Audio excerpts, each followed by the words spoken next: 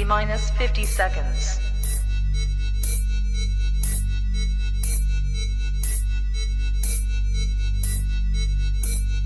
T minus 40 seconds.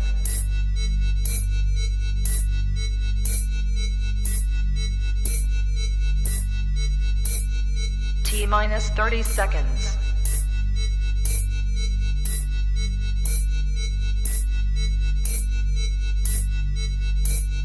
T minus 20 seconds.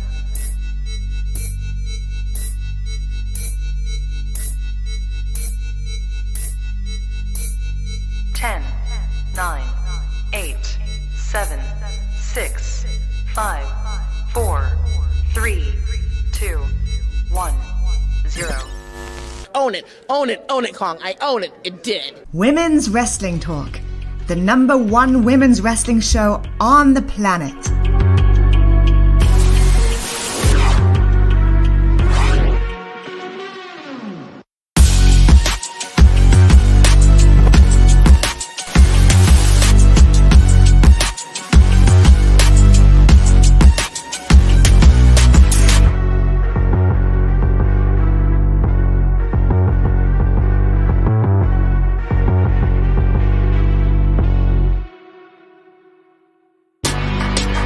Women's Wrestling Talk, the #1 women's wrestling show on the planet.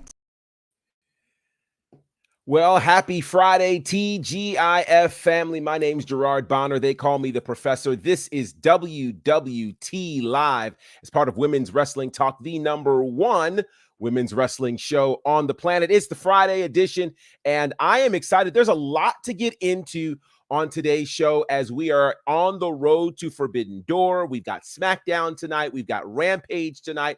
Full weekend, lots to talk about. Thankfully, I am not alone. Yeah, it's the whole Michael Jackson edition. Yo, we're not alone. Who is here with me? It is the Booney Man, Booney Mayfield. What's going on, brother? What's going on, man? How you doing? Man, I am good. How are you? I'm good. I can't complain. I mean, it doesn't help anyway when you do. So this is true. Very, very true. Take it one day at a time. There you go. Very, very. Any plans for the weekend, man? Yes, actually, I'm shooting one of my music videos tomorrow. So Nice. I've been getting all the stuff ready for the set and all that stuff booked tomorrow. So I'm excited and nervous at the same time because I just want everything to go well. Of course. Well, your videos are really, really dope. I'm subscribed, and I hope that the people are as well. We'll make sure that they subscribe before we get out of here. Shout out to the folks in the chat. Cool Gamer, I see you. Ricky J, good to see you. Casey, welcome aboard. And to everybody hanging out with us. It's good to have you guys with us here today. Lots of fun things. Share this with your friends and followers on the socials. Let's have another fun chat going into the weekend, talking about all things wrestling. So with that said, we've got a great first story to start us off, a big anniversary. Talk about Booney. Set us up, man. Yeah, so Edge is celebrating 25 years since he started on WWE. He tweeted, I'll just say a little bit, but he said 25 years ago today was my first match as Edge on television. Millions of miles, millions of faces, amazing experiences, lots of injuries, accomplishments that didn't even exist when I started, but way more laughs than anything else. And having the second chance to do it again after being injured, it was just such an amazing thing for him. So just, salute to the legendary Edge. This is really awesome, and at the same time it's just making me feel extra old because I can remember. I mean, I'm thinking like 1998. Oh my god, my sophomore year in high school. I remember watching the Brood come in, and when they would rise up from the thing, I was like, this is so gangster. They were so cool. Yeah. So remembering that Attitude Era and him, I couldn't picture back then, 25 years later, that I see myself still, watching this man, doing his thing, looking good while doing his thing, happy and successful. And hats off to that. Absolutely. Super exciting time, man, for Edge. And just, I'm keeping this graphic up because just to think about all of the stats and the things that Edge accomplished. Yeah. I mean, it's so funny. We're getting ready to go into Money in the Bank as a pay-per-view next week. But here was the very first ever Mr. Money in the Bank, winning that, of course, at WrestleMania 21 in the inception of that match. King of the Ring winner. And here's what's crazy, to think he was inducted in the Hall of Fame 11 years ago. Yo, that's nuts. That is crazy. Yeah, that says something. So that's a legacy right there. You can do nothing but respect it. Absolutely. I want to find out from you guys in the chat your favorite Edge match and moment. Your favorite Edge match and moment. Start firing those off in the chat.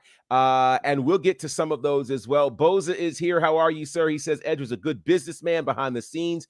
I remember his 24 that was supposed to be catching up on how he was doing in retirement, and he's back. Yeah, it's pretty crazy to see how that happens. And JD, good to see you. Nothing makes you feel old as watching your heroes age. Well, it's interesting when you start thinking about that, because certain years that weren't a long time ago in your head, suddenly math starts going, wait, that was 10, that was 15, that was 20 years. Yeah, okay. Yeah. So Booney Man, tell me your favorite Edge match. Man, that's a tough one. That's really a tough one. I have to figure out because by the time Edge really took on like as a solo performer is when I kind of faded, because I was graduating high school at that point. So I was just out there at the club every yeah and all that. So I actually missed out on a lot of like those key Edge matches. So I don't want to sit here and lie and just act like, oh, this legendary one, like I really seen it, man. There's a lot that I actually need to go back and watch. So my question is, which one would you recommend I watch first? So one of my favorite Edge matches is Edge versus John Cena. It was a ladder match at Unforgiven. I think it was 2007. I could be off on my year on that one. But it was a ladder match. I do remember they were in Toronto. This match between Cena and Edge was crazy. It was for the WWE Championship. It was nuts. I remember seeing it going, okay, this match is a problem. Okay, so I'm putting that in that ladder match with Cena and Edge. Edge and Cena at Unforgiven ladder match. Yeah, it was crazy. And you said what year range was that? I feel like it was 2007, 2008, somewhere in there is when that was. Okay, cool. Yeah, it's man, it was during that time where Cena was really starting to establish himself as a world champion and as a main event guy. And so this was kind of, Cena and Edge had traded the WWE title for a little bit back and forth. This match was just, it was oof. Wow. Oof. Okay. Well, yeah, I got that. That's one I'm gonna check out, get on Peacock TV. Yes. And see what's up. It's definitely there. Casey says, hands down, one of the best entrance music in wrestling of all time. There's no debating that. I mean, the second you hear literally the first 2 seconds, people go wild on that one. So, let's see. JD, favorite Edge moment when Mick Foley busted Edge and Christian trying to back out of a match with the APA. By starting a rumor. I'm still laughing. There's the video. Oh my goodness. That's ridiculous. So let's talk about that. Do you have possibly a favorite Edge moment? Not necessarily a match per se, but a favorite moment that involved Edge? Favorite Edge moment that I can think of. You know what? Honestly, for me, I would just have to say his return. That was a big moment. I mean, it's just like, to be honest, because I mean, I've seen great moments, great Yeah. matches with Edge, in recent times, and Mhm. I loved how he started the Judgment Day. That's one thing. Yeah. When that entrance started, matter of fact, let me go to that. Okay, so when he started doing the Judgment Day entrance and Mhm. the wings in the back, like they Yes. really the angle. I don't know if he came up with it, who came up with it to do it that way and stay Yeah. like the wings stayed the whole walk through. Mhm. That's my favorite Edge moment because I would just Wow. watch like, yo, that is glorious. Yeah. Yeah. Yeah. And That sorry, Bobby Roode. Don't don't mean to well, take your I word at see. that moment. But yeah, it was a gorgeous moment. Like, I'll That's use another awesome. G word. Well, I'll tell you that return that you mentioned literally kind of took me back. And JD mentioned, yeah, you got goosebumps. If my memory serves me correctly, that return happened at Royal Rumble 2020, Yeah, and yeah. none of us were prepared for it. No. Like, it took me a sec. When I heard the music, I was like, wait. Yeah. And, again, because it seemed like it was so impossible, Mhm, 9 years away, a neck mhm. injury that took him out at the top of his game, to be Yeah. able to come back and to come back and do all that he did in the Mhm. Rumble, and kind of this last leg of his career has been special. He has picked his spots in terms of the matches that he's had, the moments that he's had, the programs that he's been involved in, and it just reminds us of how great he is. And I Mhm. guess the scary part now is, it was kind of crazy when, his career ended abruptly. But Yeah. now knowing from his own words that, hey, we are ever close to his swan song is it's kind of wild. It's Yeah. kind of wild. Yeah. Casey says, I don't know about a favorite match, but everything that he and Randy did as a duo was top tier. That's Mm. true. Rated RKO. They were a Oh, that rated pretty RKO. they Yeah, were I a pretty totally missed awesome team. And then, of course, they ended up fighting each other. And to think about what they did during that pandemic WrestleMania, that was a, Oh, a yeah. 30-minute match, which was Mhm. crazy, just Yeah. crazy. Yeah. They So went in. they sure did. So shout out to Edge. And so we go from one Hall of Famer to a guy who yeah, he is a Hall of Famer. I had to think about it. Mhm. But he is a wee bit controversial, and he's been involved in a few conversations. Booney, tell us what's up with this Hall of Famer. Well, there is talks about Goldberg as far as possibility of him ending up at AEW. Mm, So, they since Collision has been going on, there's some speculation about Goldberg returning there. So since we're on a nostalgia thing, then I'll be completely honest that I love nostalgia for certain things. There's some things I'm very nostalgic about, like, yeah, mm. and there's some things like I'm cool. I'm cool. Hey, like, but as far as matches, seeing matches and whatnot, I I still think Goldberg serves a great presence, in the field, but I think I would just like to see something else other Mm. than the same gap. And then, oh, here it comes again. And he's going to have a Mhm, rivalry with such and such.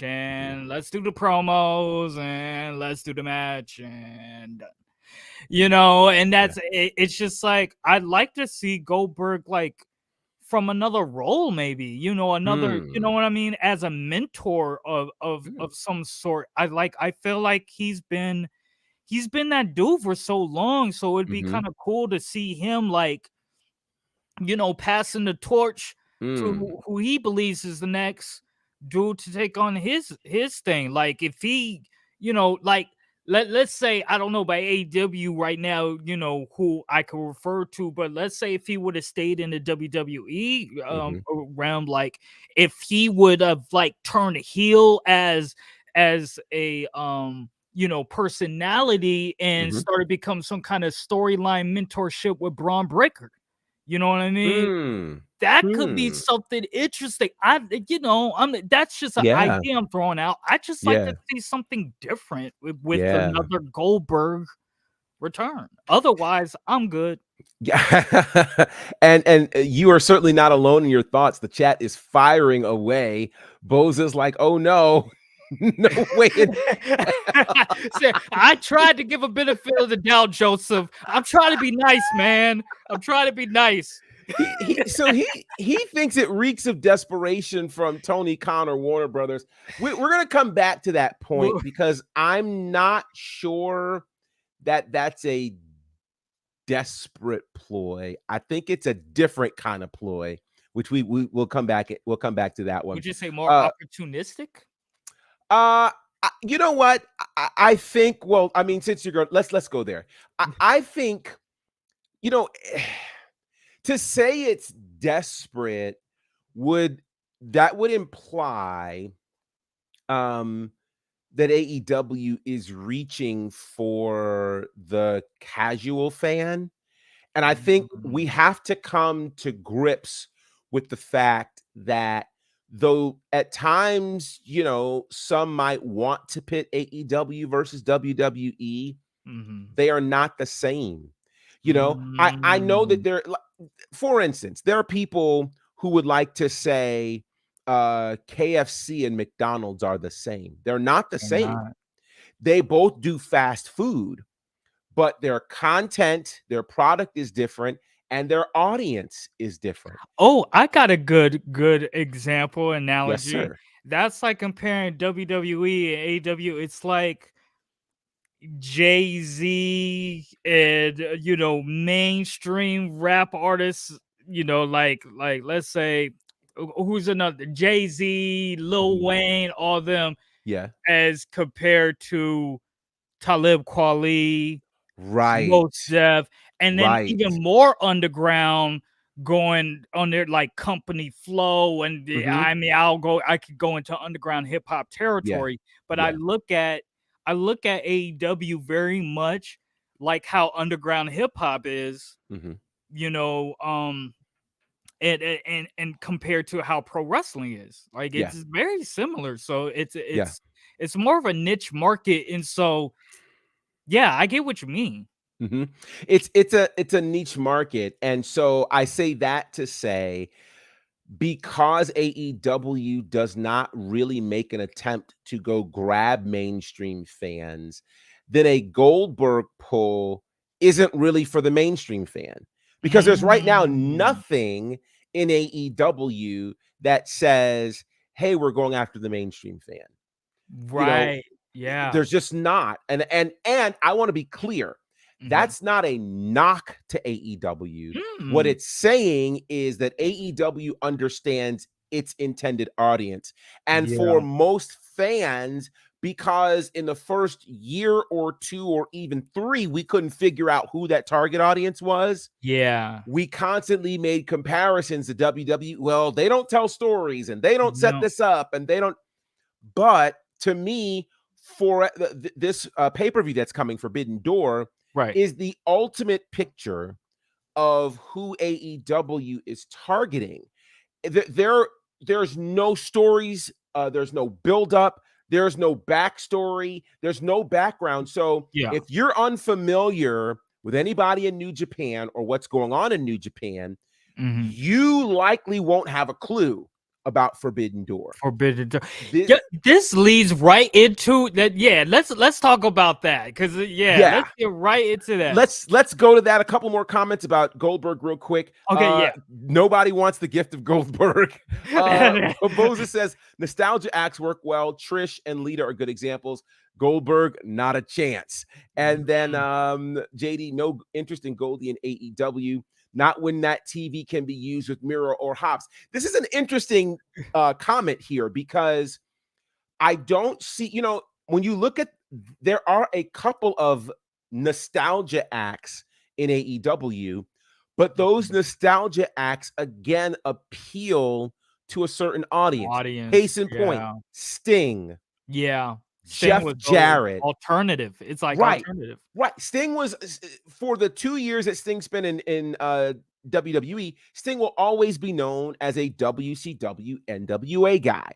So there's that. There's Jeff Jarrett, another guy that wasn't primarily a WWE guy. Yeah. And then even if you look at Billy Gunn, he Mhm. was primarily a WWE guy, but what works for him is he could theoretically still work every single week if he needed to, or if Yeah. he wanted to. So those are 3 nostalgic acts in AEW that honestly, I believe for all the criticisms that people have about AEW, I think they use their nostalgia acts well. They do. I They agree. don't put them in the title picture. So we've Mhm. not seen Sting fight for a world title. That is very We true. we did see Billy Gunn on the side of the Acclaimed Mhm. fighting for the trios title. We saw Jeff Jarrett, in a tag team with Jay Lethal fight for the tag titles, but Mhm. we've not seen again nostalgia acts centered around the world championship. So they're still giving younger stars, alternatives, et cetera, opportunities. Mhm. So with that said, could there be a space? I think there's a great idea here from Shadow Ranger, who says he'd love to see a few. I'm assuming it's a he. Let me not make that assumption. I don't know. Shadow Ranger says that Goldberg could have a few interesting matches, and one of those, Goldberg versus Hobbs, Wardlow, Miro, all of those could be very interesting matches. Yeah. Kind of that power versus power type Mhm. of thing. I'd love to see what could happen. We'll find out this weekend if perhaps, because there's a talk of this 6-man tag where Sting and Darby Allin they have a third partner that has not been named, that's supposed to be named either on, I think, Collision tomorrow night. So there's rumors that it could be Goldberg, which could be, but my Mhm. thought is, with this being Forbidden Door, it would make more sense that it's somebody from New Japan as Yeah. opposed to somebody just coming in to AEW. But since Yeah. we started talking about Forbidden Door, let's have a Forbidden Door conversation. Okay, yes. Forbidden Door is coming up, of course, this Sunday. We've got a few things leading up to it. We've got Rampage happening tonight, which actually will kick off, strangely enough, the Owen Hart Invitational Tournament on the women's side.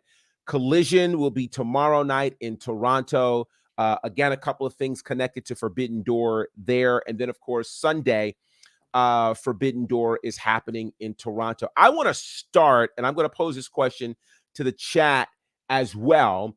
The question is, because I know, Booney, we've talked before, Mhm. and you're not fully invested in AEW, like super deep and things like that. Not super deep, but it like I was definitely following. I was following the Acclaim just like right before I could tell when they were. I was like, these dudes are gonna blow up. When Yeah. everyone was like still booing them, I'm like, they're Yeah. gonna blow up. I went and got a custom jersey made before they had them on AEW to wear as I was Max Caster for Halloween. And so, Wow. because I had a feeling, I'm like, yo, they're gonna get the belt. I have the feeling they're gonna get the belt. So I Yeah. bought a tag belt, toy belt Wow. ahead of time, just because I had a feeling they're gonna be champs eventually. Dude, I swear, the week I ordered everything, it was like their push just started escalating. Crazy. And within a month, they had the belt, and that was like Wow. a month and a half or so before Halloween, and then they released the jerseys online on the Nuts. website. I'm like, yo, I just went through having to pay to get a custom order. I went through Right. all this work. And then I get it. I went way off a tangent right there. No, understood. And but it does yeah. lead to a question that I want to ask you, and that is this, and I'm posing this question to the folks in the chat as well. Yeah. Are you interested, and will you potentially order this Forbidden Door pay-per-view on Sunday? Why or why not? I'm not interested only because I'm not fully invested in AEW, enough of AEW Mhm. superstars, Mhm. you know, for that. And I know absolutely nothing on the New Japan end, you Okay. know. But what I do I think it's exciting for wrestling Mhm. for wrestling fans. So anyone who is a diehard fan for AEW Mhm. or New Japan or in both, like that's got to be the craziest. It's like Marvel versus DC happening or Right. something. You know, that's so to see that that's happening. Stuff like that is. I don't know if that's been stuff happening for a while now or it's something new, but I think that's what actually makes me interested about it. Mhm. I just don't know enough and I'm not engaged enough in time Yeah. to fork out my money for No, it. So, that's yeah. a real answer, and that's what I like. And I wanted to pose that to everyone in the chat as well. And JD says, "Nope, Sunday I'm going to the Ultimate Women in Wrestling event in LA." Mm, Okay, cool, cool. Otherwise, if I wasn't going to that show, I'd watch Forbidden Door. I like watching the Japanese style mesh with American, so that's cool. I let me ask you this, mhm. Booney, seeing that your answer is because you're obviously not vested enough in AEW and you know even less about the New Japan side. Right. What would it take for you to be interested, or yeah, to be interested enough to say, I want to see this? What would Hmm. either of these companies need to do? Hmm. Man, that's a so for me personally, and I think this ties into why I'm personally not as invested in AEW is because I am a storyline guy. You Aha. know, what really makes me a big Roman Reigns fan is the storyline. I'm not like Mm. I know Roman Reigns only uses about 4 or 5 moves in a Yeah, match. Like that's yeah. not what I'm the big fan because I'm loving seeing how he rolls, how it's crumbling and it's because I'm watching a performance. I'm Yeah. watching the acting. I'm watching the way I look at when I'm the type of fan I am, it's like this is like soap operas to Okay. me. I call it Yeah. rope operas, Yeah, yeah. I because like that's that. what they're essentially are. Yeah. So I'm just as invested in the stories and character development as Mhm. I am the matches, if not more. And that's the Okay. type of fan I am. While the vibe I get when I watch AEW is it's more for the type of fans that don't care about those kind of storylines Mhm, and mhm. everything, and really just want these matches and Yeah, and all of that. And that's cool. I can totally yeah. understand that type of demographic as well. So Mhm. to me, I think what entice me more is something that perhaps isn't really their brand's intention or a direction they ever want to go, with Mm. storyline, what a certain storyline or Mhm. whatever. Yeah. So that's what is just like I may not be the prototype of the fan Sure. for it just based off of that. Yeah, yeah. This is I'm loving this particular conversation because I think it's important that we destigmatize the fans that either don't like AEW or don't like WWE and dig Mhm. into the why of it. And the why of it Yeah. really seems to be more about, again, they are offering two very different products, you Yeah. know? And Yeah. so it's like it's hard to say, you don't like fast food just because you don't eat McDonald's. Right. Your flavor might be KFC or Or Taco Chick-fil-A or Bell Taco or Bell or something. Yeah. whatever that is. Yeah. Uh, yeah, go ahead. Yeah, I was saying, and that's what I was really excited about AEW when the news broke that it was even launching, Right. years ago, because it was about they were saying this is not about competition. This is about providing an alternative. And I looked at AEW. At first, I thought AEW is still for alternative elite wrestling, because Gotcha. it has an alternative feel. It has alternative rock, alternative hip hop, alternative everything feel. It's just Yeah. alternative. Just Yeah. like you're saying, the nostalgia acts are usually alternative based, acts like that, in that sense, like Sting, where it's like he has a big fan base, but also it's still kind of a cult following that Yeah. some people weren't aware of. So Right. yeah. Right. Totally understand that. Let's see. Casey says, I'll be watching because it's always nice to see company crossover and the card is Yeah. pretty good. However, I'm pretty bummed that there's not any Stardom talent on the show, which I think is very interesting.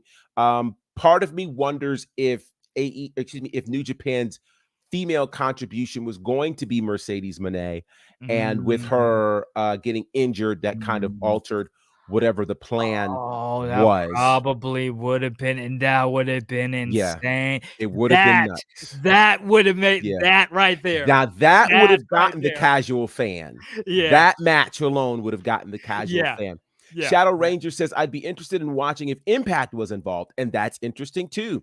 Impact has their own Multiverse United coming up in August with New Japan. That's interesting as well. Boza says, I can see Impact caring more about their For Whom the Bell Tolls shows in August with New Japan. This buildup has been sort of going through the motions. So here's, and this is the interesting thing. I think, again, we end up getting disappointed with a group like AEW when our expectations for them are not matching with what they are delivering. Yeah. So it's funny. This is the equivalent of when I think about AEW, and I think understanding this helps us put AEW in the proper perspective. Okay. It's not that it's bad. I think, and this is what's so funny, for so many people who say they don't like WWE, we have become accustomed to the way that WWE tells stories. Yes. The way that they present wrestling, Yes. and that they present a lot more story to get you interested in their product, while AEW looks for you to either do the work to discover history or depend on what you already know. And so to me, it's kind of like, so I attended an HBCU, shout out Virginia Union. And one of the things that I learned at an HBCU, which is certainly germane to almost every HBCU, but for people of color, you will probably understand what I'm about to say. It reminds me of learning how to play spades. At an HBCU, there was never a tutorial, okay? Nobody ever sat down with me and said, here's how you play spades. Here are the rules of the game. Yeah. Here's what you should do. Here's what you shouldn't do. To this day, I cannot play spades because nobody ever had the time to teach me, because everything was so serious. And if you got in there and messed up somebody's game, it was going to be a wrap. It's a problem. It's a problem. I literally equate AEW to spades in the communities of people of color, in the sense of there's not time for a tutorial. Either you know, No, or you don't. But we're not, there's no website you can go to. No, There's not a 3-minute YouTube tutorial. It's not happening. All right. This is spades. You're either going to learn by watching, or somebody might pull you to the side, maybe at some time when there's not a game going on, but they have to be extremely kind and generous. So to that end, I think that is AEW in a nutshell. There's not a tutorial to kind of get you up to speed on why you should care about Okada showing up on the last show before Forbidden Door, right? There's no, because here's the funny part. The challenge for the main event of Forbidden Door actually happened at a New Japan pay-per-view. So if you weren't watching New Japan, you don't know how we got there. Kind of the second main event, if you want to call it that, Kenny Omega and Will Ospreay for the US title, is a rematch from Wrestle Kingdom in January. Again, another New Japan event. So there hadn't been a lot of buildup. But what was interesting was when Will Ospreay showed up on our TV 2 weeks ago at the end of Dynamite, and he kind of laid out Kenny Omega, the place went nuts. Yeah. If you were watching, you were then trying to figure out, okay, if I don't know who Will Ospreay is, who is this guy? Right. Why did he just take out Kenny Omega, and why is everybody going crazy? You know what I mean? So it's that kind of thing. Now, again, if you are a person who loves wrestling enough to say, I'm vested and I want to go and do the research to figure out who these people are, there's a cool thing. I mean, it's almost like jumping in mid-story into the Marvel universe, right? Like it's trying to figure out, okay, well, why does this one do this? It's the equivalent of, a lot of people jumped on the bandwagon of Black Panther when, the Black Panther movie came out. Yep. And most saw it, wow, us people of color, we have a superhero in the Marvel universe, not knowing that Black Panther had appeared in other of the Marvel movies before this, So it's like jumping in the middle of the movie and then getting to learn some of the backstory. So if you're willing to do that, and I'm not saying you shouldn't, I jumped on the New Japan train, about 4 or 5 years ago. So for me, count me in, but I recognize that I think AEW assumes that everybody watches both products. So there's not a need to fill because think about it. It takes more than 4 weeks to explain why we should care about Okada, why we should care about Katsuyori Shibata, why we should care about these people. Yeah. Why should Bryan Danielson versus Kazuchika Okada for somebody who doesn't know New Japan? Why should that be the main event? Main event. Exactly. They're not really explaining that to a casual fan like myself to see, the the full significance of it. And whether that's intentional or not, it could be. I don't, there's, I think we were starting to discuss this where it's like, you could look at it. It's one of those things where you could look at it as a glass half full or a glass half empty. Sure. Aspect. But it's the same thing is there. It's just based on the perspective of how you look at it. Right. And that's key. So let's see. Boza says back up. It does feel like there's no Stardom representation due to the injury to Mercedes. Surprised that Mayu Iwatani is not defending her IWGP Women's Championship. Here's what's interesting about this Forbidden Door pay-per-view. There are only 2 titles from New Japan on the line. Interestingly enough, there are only 3 titles from AEW on the line. For me, I feel like if it's going to be a joint pay-per-view, they both should have the same amount of titles on the line, and they should be in prominent positions. What's weird is the match for the international championship with Orange Cassidy has 2 champions locked in there already. So you've got the New Japan Television champion in Zack Sabre Jr., the Ring of Honor Pure champion in Katsuyori Shibata. Why are they fighting for AEW's international title? Right? Like that's the kind of the weird thing, but they assume everybody watches New Japan and not everybody. I know people who only started to follow when Mercedes debuted. Correct. Yeah. And the same could be said several years ago when, you had that big Omega Okada match that everybody was talking about. I know that's what hooked me to New Japan. Yeah. So there's a hook for everybody, and then you kind of have to end up going back. Yeah, going in. Yeah, because that's how it was for like Wu-Tang. Clan for me when I was growing up. It's just like it took me 3 years to become a Wu-Tang fan because it's Wow. like, well, their first album dropped in '93, so I Mhm. was like 10 years old at the time. Yeah. So I missed their album. I didn't even know they Wow. had an album, so I can't catch on to everything.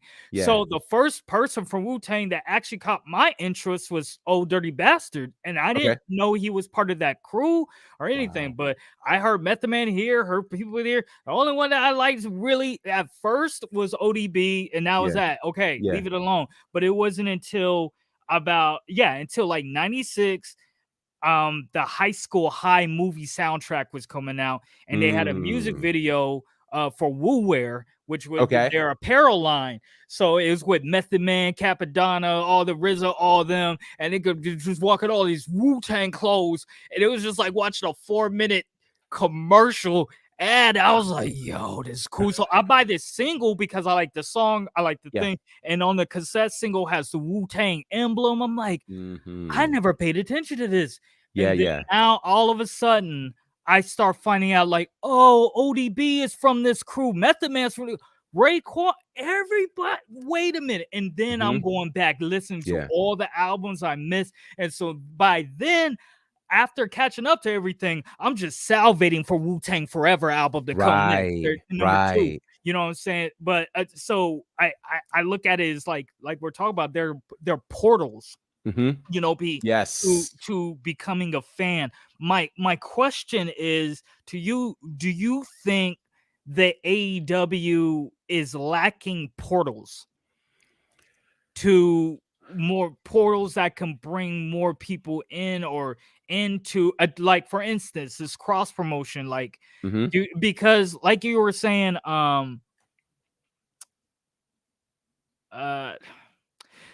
for instance so man, I'm losing my train of thought. It's okay. It's It's like okay. It's okay. okay, so it's like we're talking about just like the different portals. Right. So Right. do you feel like there's more opportunity in some way to inform us of why these certain wrestlers are going to be facing each other or something like that. You Mhm. know, Mhm. when I'm watching like ESPN or Right. something like that, and there's some boxing matches, you know, being prepared. There's sometimes a show that is totally separate from the program of the fight Right. that is showing that is explaining like documentary style of the stuff that's building up that you can learn from.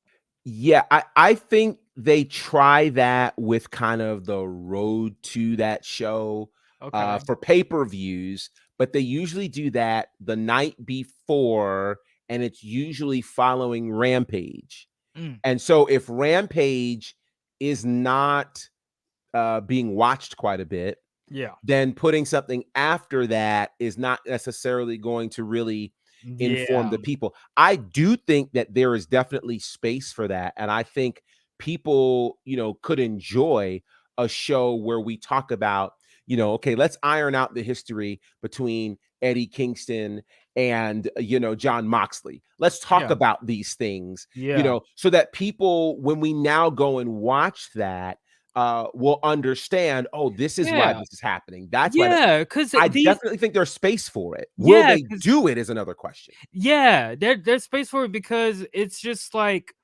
if like for instance, I like that they have their I forgot the name of their reality show that's really showing Mhm. the behind the scenes of Right. everything what they're going through. Right. That's it's transmedia storytelling. I get it. Right. That's perfect because that's how I became a fan of wrestling again was Mhm. through Total Divas. Yeah, Was yeah. because my wife was watching it Wow.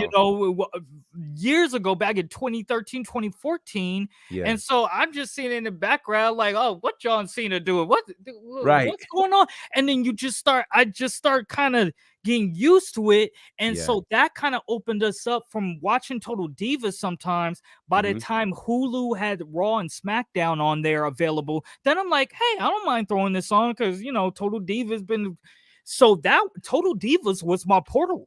So Yeah. I see how they have a portal for the that reality show to become a fan of AEW and what they have of their programs and their superstars. Mhm. But yeah, some kind of way of connecting us with these cross promotions that, you know, in a fun way or an entertaining way Mhm. that, you know, can really kind of pull us in. I think they have a great opportunity to do that. And like you Yeah. said, will they?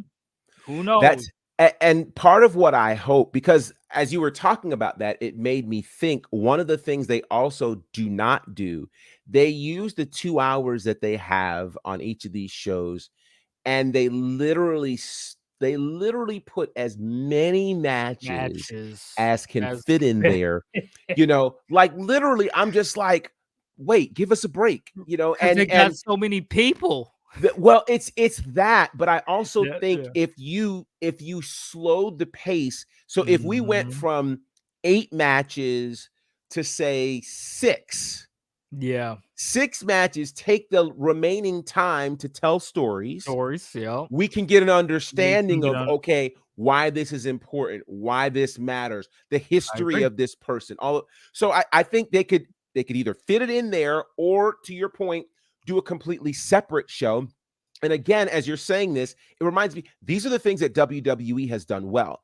They've Mhm. always had these random recap shows that, you know, will tell the stories of this, that, the other, all Mhm. of these kinds of things. And I guess we didn't know why, but now Yeah. while watching AEW, we see just You how see, it makes necessary sense. it Yeah, it just you yeah, see how ahead of the time they were for that moment, like, what are absolutely. they even doing this for? And then it's like, oh, Yeah. it goes back to that transmedia storytelling thing, which was a term I didn't even know what that was until like 2019, because I work out of college. And Right. so it wasn't until we're at this college that I heard the term transmedia storytelling, and that's Mhm. literally what Disney, DC, Marvel, and really now that I think about, I wasn't really tying it together that WWE has been doing that the entire time The as well, because it's entire all time. through video games, storytelling through video games, Right. storytelling through merchant the toys and, Right. you know, trading cards and stuff. Because when you look at comic book universes and stuff like Mhm. that, you have so many ways you can catch up. So it's like, Yeah. okay, if I don't have time to spend 2.5 hours for all these movie segments one by one, what can I Mhm. do to catch up? Oh, Right. I could read a comic book that tells Right. this, or I could just go to Wikipedia and then there's this whole load of information from all the sources of television shows, Yeah. movies, books, Mhm. the whole thing. And Yeah. so that is just where it's clear that's where we're going as far as entertainment, period. Mhm. Now, but where you have to, because it's like you're telling parts of your story through Instagram, you're telling parts of your Right. story through YouTube, you're telling, Right. because that's what I'm doing with my own shows. It's like Right. I have a show that's tailor made to spell everything out for everybody Mhm. that is totally new to it, that my fans don't need to, you know. And Right. I have another show for fans that already know a lot about me that could just watch this, that somebody who doesn't know Yeah. nothing would watch and be like, what the hell is happening right now? Right. Right, They'd right, right, be right. totally confused. But for Right. someone who is actually interested in the brand, they'd be watching that show for like nuggets and clues and hidden Mhm. stuff, like, oh, that's cool, and blah blah. And Yeah. that's what WWE has and all that they've been doing for the Mhm. longest time. So I think for AEW, I think it'd just be cool for more outlets of ways. It's like, okay, you don't have to create this big storyline, but Right. creating some kind of other platform, some kind of thing where we can get information just like Right. we get information about our favorite comic book heroes and stuff. I can look up, oh, what superpowers does so and so have, and Right. what team does he work for, and where was he first appeared, and blah blah blah. So it's Yeah. just like we're able to do that, you know, instead of having to go to Wikipedia for each and every wrestler. That's Right. we're too lazy for that, and you Mhm. kind of consolidate what's most important about these dudes and ladies Yeah. wrestling out there. And it's Y'all got to be interesting cool. because they shoot things very well, so they could tell the story extremely well. Let's go to some of these comments. Boza says, Yeah. Booney's right. There should be a studio show every week that summarizes the cards that are coming up, especially pay-per-views like Forbidden Door, et cetera, et cetera. Yeah. And Joseph, that actually ties into one of the things me and Gerard were actually talking about, because now that Collision is like breaking the records, it's like, where does Rampage fit now that is the day before? And that being only an hour or two, and the day before, it's just like, I'm looking. We were talking about, like, man, they could turn that program into a portal for casual fans to get more information, just like that. And it's interesting. A lot of ideas were mentioned here on Wednesday about what could happen to Rampage. And I actually think I like this idea the best. It does multiple things. One, it's one less hour of wrestling that they have to shoot.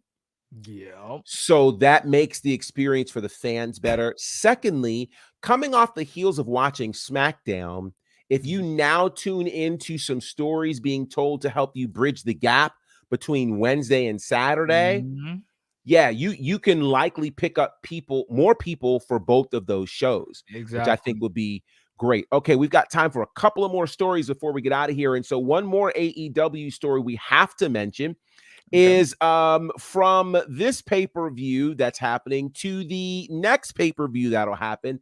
That is All In. And All In is breaking records, folks. Yes. We discussed when All In was first being announced, people were wondering, were they being way too ambitious by trying to fill up Wembley Stadium? You know, people in this chat said they'll do 25,000 at best. You know, like people went in and they went crazy. And so it's official right now that they have sold over 66,000 tickets. Wow. They have a gate of $8.3 million already.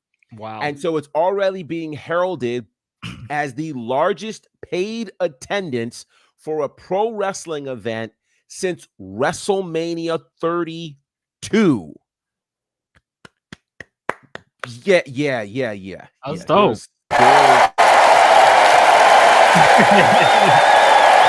Nice. There is full applause needed for that. That is absolutely massive. And remember, not one match has been announced, you know.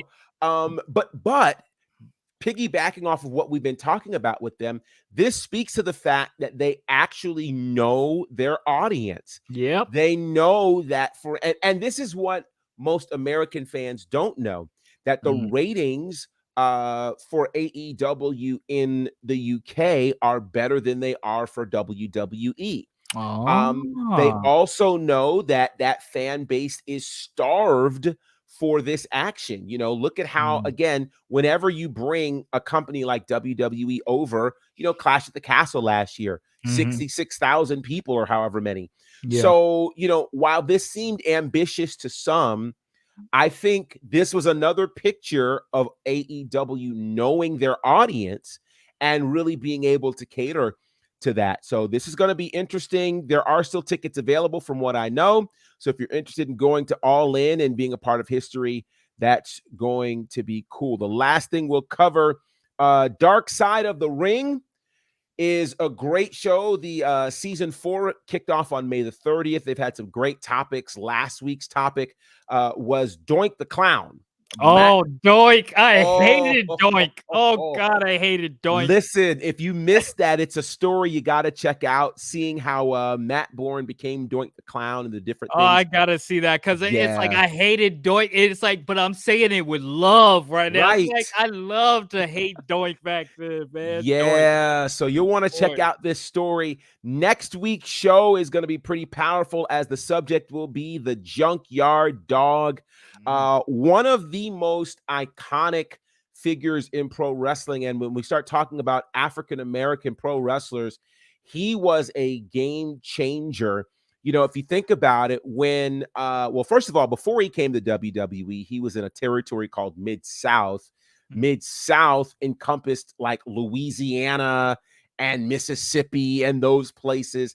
And to think again, Louisiana in the 70s. Oh, we're talking about pots of racism. We are talking about heavy pots. Sizzling and so it was a big moment for Bill Watts, the booker of that company, to really have JYD as the number one guy in that company. Man. You know, think about when he left there and came to WWE during the 80s, how he was the only African-American superstar in that rise of WWE. Wow. Everybody else, you know, during that golden era, you know, were kind of enhancement talent for the most part. You know, so it was a really big moment. So, yeah, highly beloved. You will want to check out this episode on Vice. It talks about his life and, you know, kind of some of the challenges which most of us weren't aware of.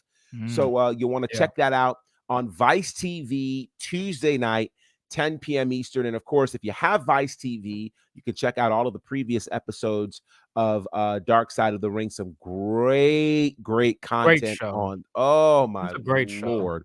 I absolutely love that show. So before we get out of here, we're going to make sure you guys are aware of all of the different shows that we have, and a lot of shows coming up this weekend, including the after show for SmackDown and Rampage. And I think there's a new Collision after show as well coming. Booney, man, at the top of the show, you talked about, of course, all of your cool videos and things like that. Let people know how they can access all of your cool content. Oh, yeah. You can find me on YouTube at Booney Mayfield, and find me also on Instagram at Booney Mayfield. You can also check out my music on all streaming platforms, Apple Music. It's same thing. All you got to do is type that name in. You'll find me. I love it. I love it. Of course, you guys can check me out at Bonnerfied across all of the social spaces. You can check out my commentary work with Southern Honor Wrestling on IWTV, with Battle Slam on Fight TV. And again, we just had a really big show for Battle Slam as part of the Juneteenth Atlanta Parade and Music Festival in downtown Atlanta last week, which was just insane. Can't wait for that footage to come out. Next week, I've got another show with the Nightmare Factory, as they've got a new class that's graduating. So we'll be with them and Cody and QT and all the trainers. We'll keep you posted on that. And of course, you can find me here as part of WWT Live, my own podcast, and other places. Just follow me at Bonnerfied. You can check all that stuff out. Also, make sure you're following us here at WWT Live, at Women's Wrestling Talk, WW Talk Pod. All kinds of great things on that social channel. And then, of course, on our website, www.talkpod.com. Lots of great interviews and the like. So before we get out of here, got to shout you guys out in the chat. You guys keep it live. You keep it popping. Shout out to Boza and KC and JD and the Shadow Ranger. And I hope I didn't miss anybody, but I feel like I did. Ricky and Cool Gamer and all of you wonderful folks who are hanging out with us. We appreciate it. Shout out to TK Trinidad, of course, the boss lady who lets us in the building to be able to continue to carry on all things WWT Live. Hope you guys have an absolutely and happy birthday to Cedric. Yes, happy birthday to Cedric. It's his birthday today. He's out there doing something fun, as he should be, because he certainly works extremely hard. All right, we're going to hit you guys up with all of the great shows that you can check out here on our network. And for us, we'll see you on Monday. But again, stay connected, because we've got shows happening tonight, all weekend long, and more. Stay connected to Women's Wrestling Talk, the #1 women's wrestling show on the planet. Hey peeps, TK Trinidad here, boss lady of Women's Wrestling Talk. And I want to say thank you so much for watching, because you've got millions of options. Plus, you don't have to worry about sharing your password to check us out. But while you're here, hopefully you know we have so many more shows to watch, like Turnbuckle Glam, Raw post-show, WoW post-show, AEW Dynamite post-show, Women's Wrestling Army post-show, NXT post-show, Impact Wrestling post-show, AEW Rampage and SmackDown Live post-show, On the Scroll, ROH post-show, WWT Live, plus all of our interviews with the hottest women's wrestlers in the game. Make sure that you like, comment, and subscribe. Check out our website at www.talkpod.com and follow us on all social media platforms at www.talkpod, and make sure to spread the word. That means send this to the group chat. Yes, even the person with the green bubble. Thanks again so much for watching Women's Wrestling Talk, the number one women's wrestling show on the planet. Ciao for now. Women's Wrestling Talk, the number one women's wrestling show on the planet.